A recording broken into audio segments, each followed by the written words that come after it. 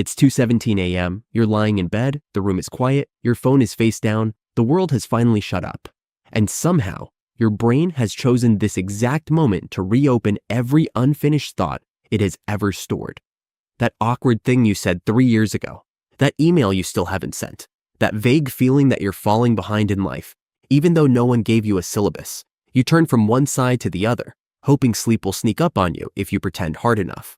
But instead, your mind leans in and says, okay, but what if we talk about everything? Most people assume overthinking at night means something is wrong with you, that you're anxious or broken or incapable of just relaxing. You might even tell yourself, why can't I shut my brain off like normal people? But here's the psychological twist most people never hear. Nighttime overthinking isn't a malfunction. It's your brain doing exactly what it evolved to do, just at the worst possible time. During the day, your mind is busy managing the outside world. Conversations, responsibilities, notifications, decisions, noise. Even when you feel overwhelmed, there's a structure holding your attention together. But at night, when the lights go off and the world stops demanding things from you, that structure disappears.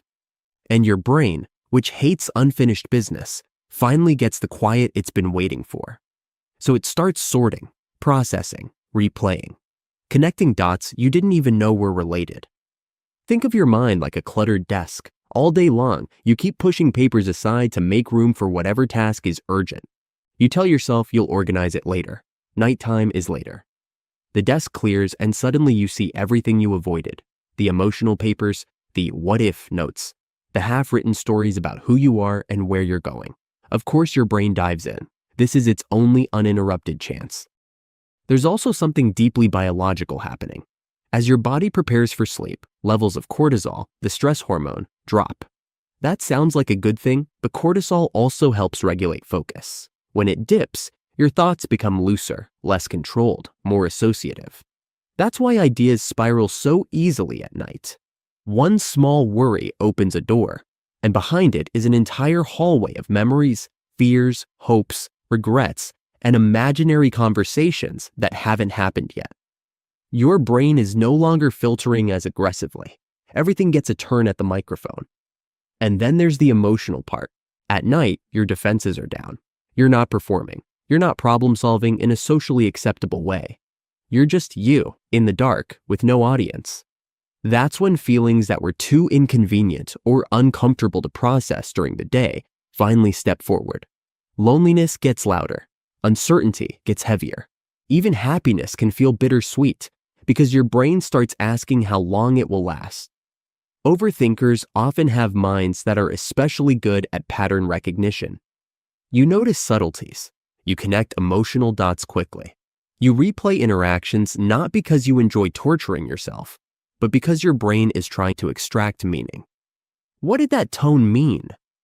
Why did that moment stick with me? What does this say about who I am? At night, those questions don't get interrupted, so they echo. There's a strange irony here. The people who overthink at night are often the same people who are deeply reflective, emotionally intelligent, and creatively inclined. Their minds don't shut down easily because they're designed to explore depth, not skim surfaces. But society praises productivity, decisiveness, and constant forward motion, not quiet reflection. So when your brain finally slows down enough to reflect, it feels like a problem instead of a feature. You might notice that nighttime overthinking often comes with a sense of urgency. Everything feels more serious, more final, more loaded with meaning. That's because your brain has lost its sense of temporal perspective.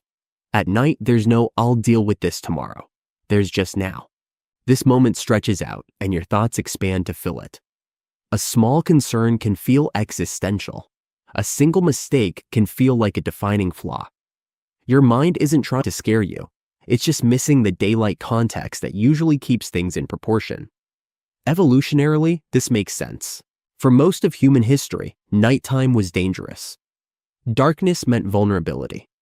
Our ancestors who stayed mentally alert at night were more likely to survive. So your brain still treats night as a time to scan for threats, even if the biggest danger in your life is an unread message or an awkward social interaction. Your nervous system doesn't know the difference. It just knows quiet plus darkness equals stay alert. And here's the part that really messes with people. The harder you try to stop overthinking, the louder it gets. Telling your brain to calm down is like telling your heart to beat slower because you're annoyed with it.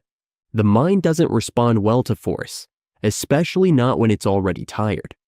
That's why lying in bed thinking, I need to sleep, only makes you more awake. Your brain hears urgency and interprets it as danger. Overthinking at night also has a narrative quality. Your brain becomes a storyteller. It takes random details and weaves them into a story about you. Sometimes that story is harsh. Sometimes it's hopeful. Often it's unfinished. You imagine conversations, future scenarios, alternate versions of yourself. This isn't just anxiety, it's meaning-making. Humans are storytelling creatures, and at night, when the world stops distracting you, your inner narrator takes center stage. What makes this exhausting is that nighttime stories rarely have resolutions. You're too tired to act, too tired to reframe, too tired to gather new information. So your mind loops. It circles the same questions without landing anywhere. That's why morning clarity feels so different. In daylight, with energy and perspective restored, many of those nighttime thoughts lose their grip. Not because they were invalid, but because your brain is better equipped to handle them. There's also a self-judgment layer that sneaks in. You might think, if I were stronger, I wouldn't think like this. Or, other people don't do this, so something must be wrong with me. But research consistently shows that people who are high in sensitivity, empathy, and introspection are more prone to nighttime rumination. Your brain isn't defective, it's thorough. It doesn't want to miss anything important, especially emotional information.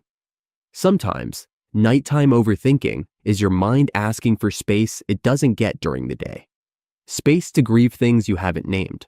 Space to question paths you're already on. Space to admit you're not as okay as you pretend to be.